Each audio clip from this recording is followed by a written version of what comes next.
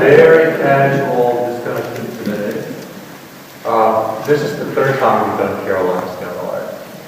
And someone says, well, why was there a gap between 2010 and 2013? Because we physically admittedly can't do it. I do consider it a pleasure and an honor to be able to see what people are doing wherever they are. And I do think that there is less, Larry and I had this discussion before, there is less regionalism than I even expected. Obviously, there were a lot of marsh paintings that came in, a lot of sunrises, more than sunsets. I don't know what that means. Some areas of the country, maybe, in California, you probably see more sunsets. I don't know. And more landscapes, because I think there's a landscape here to paint. In New York, you see perhaps more cityscapes from painters. You paint where you live. And so going from that, I started as an artist. I have my MFA in painting. I stopped painting. And when I started doing writing a lot, I thought there was a conflict of interest there. I come at art, Larry's asked me to discuss my process. And it's like, well, I cut the piece of food and I put it in my mouth and I chew it. It's kind of like, it's no different from what anybody else I think would do who is choosing to put artworks together.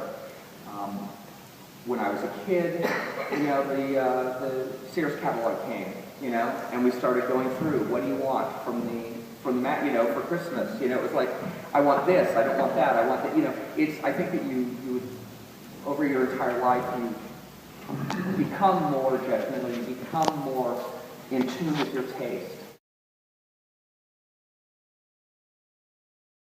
When Larry said to me, we'd like to have a show that has a variety of things in it, I certainly didn't come at it thinking, well, I got to get one piece of fiber and 3 pots and 2 photographs. I didn't think about that at all. What I thought about was, is this quality? Does this work? Do I feel like the artist has something to say? Manet said, have something to say, otherwise good night. And I do believe that does an artist have something to say? Does that artist convey to me through the work what it is? And do I keep wanting to come back? And I think that, that's what good art is to me. It's something that I want to return to over and over and over again. And it keeps feeding me, endlessly. There are paintings I love that I consider to be, that I'm closer to than I am to my family members, I feel. They don't talk back. They keep giving. And I return to them. There's a Vermeer in Washington, D.C. that I love, and there's some Vermeers in New York that I love. But I go back and I really do feel like, it's just one of those, it's like a well of everything that matters to me. The work in this show, everything I think has different kinds of merits, different kinds of properties. I had a great time last night talking individually with artists, going around. I don't know how many artists I actually spoke with, but I did it for, say, 5 hours, talking individually with a few of you, I think I did talk with. But about your work, and it was great for me because I didn't have a chance to look at 130 works yesterday in depth. And, you have to spend time with each work to be able to see it and to think about it. And the works opened up to me even more. And that was the great pleasure of being able to talk with different artists about what they were doing. Because, you have this dialogue, and certainly the art has to speak for itself, but you're there with it and you're looking at it and you're saying, oh, that space really opens up beautifully, or you really got a really nice pressure in that bowl as it sits on that tabletop.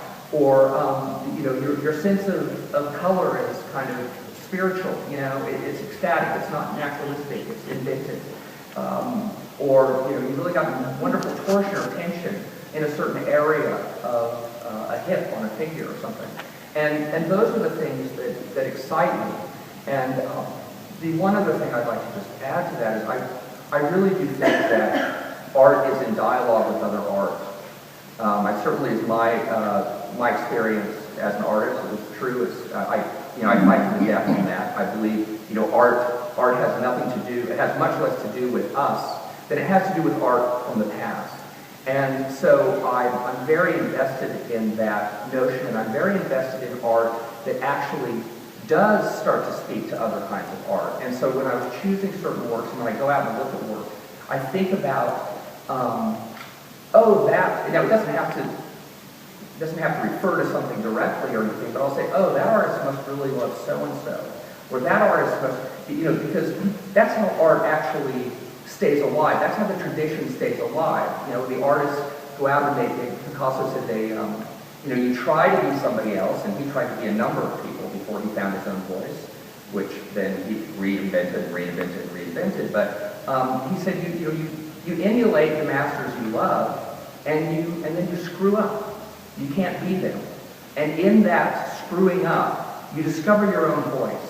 And so here I was looking for people who had their own voices, but also who were not trying to necessarily reinvent the wheel or be ironic toward art. There's a lot of work out there. It's a very large genre of stuff, and it's a very big platform, and whole university departments are built around it, and so are museums and curators and museum directors, and where they're doing this to art. Okay, in my opinion. And it's all about the irony and the dismissal of art, the challenge of art, challenge toward art, instead of the engagement with it. And so I was looking for things that I felt engaged with the tradition, engaged with culture, that were passionate, that were exciting, that were direct, that were clear, and that were layered to some degree, that had metaphoric content, that I do think of artists as poets. I don't think of them as people who copy the world. I do not think painters, that when photography was invented, that painting became obsolete. There are a lot of people who believe that. They're just like, oh, well, painting was always mimetic, and so why do we need painting anymore? I don't ever think there ever was. And I'm sure that many painters would certainly argue that, no, it's not mimetic. It is an exploration. It's a poetic exploration.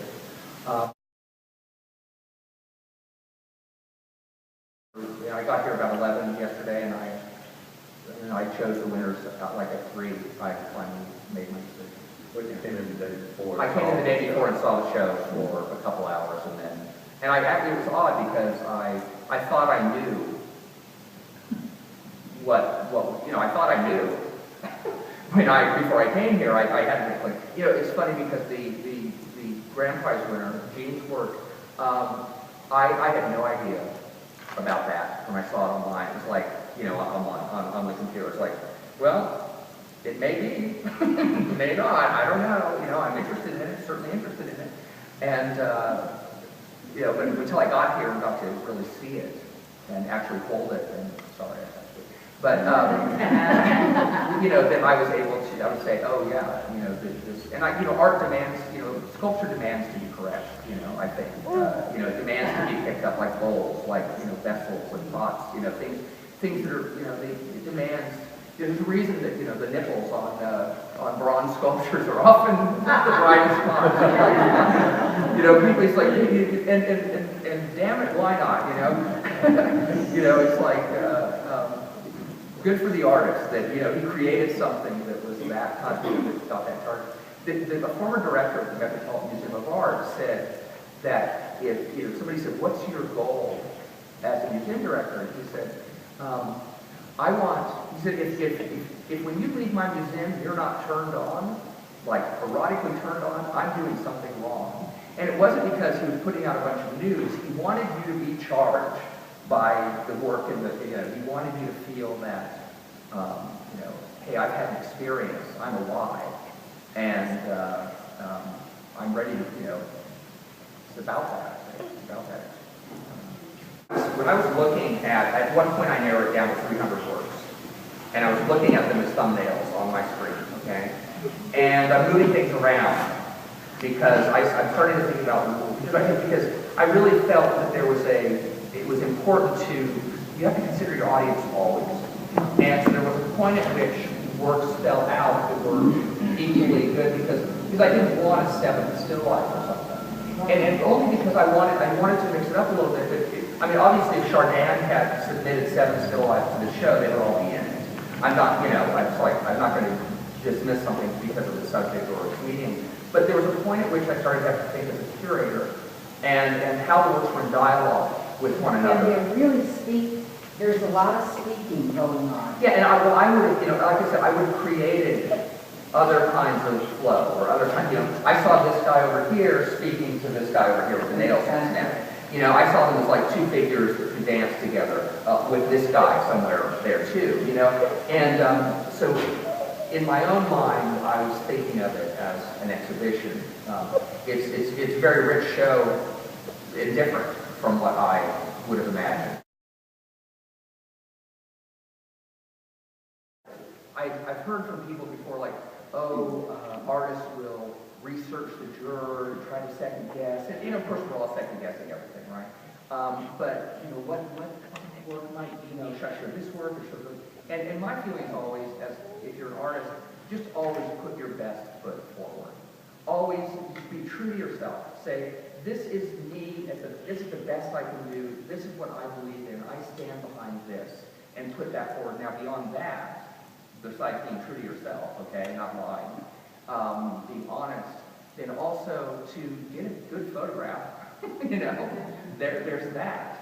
A good clear photograph from the best, the best light and the best angle that you can get. Beyond that, I really don't know that there's anything that I could suggest. I think kind of, I mean, think about it, if any of you post yourselves online to try to get dates, I mean, it's the same kind of thing. I'm not saying lie about your weight, lie about the size of the work, it's not like... So you don't want to airbrush the artwork? No, you don't, right.